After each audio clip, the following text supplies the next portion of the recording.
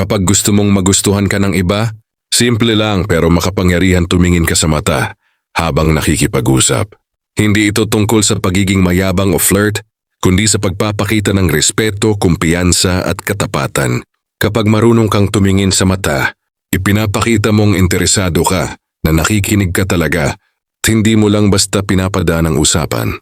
Ayun pa sa mga psychologist, ang eye contact ay nagtatatag ng trust at emotional connection.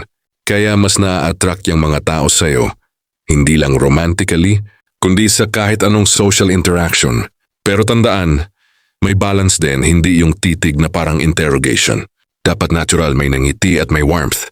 Dahil minsan, hindi kailangan ng maraming salita para magustuhan ka ng iba.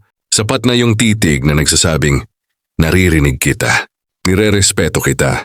Sa ganitong simpleng paraan, nagiging magnetic ang presensya mo, hindi dahil sa itsura mo, kundi dahil marunong kang makipagkoneksyon sa mata, sa puso at sa kaluluwa ng kausap mo.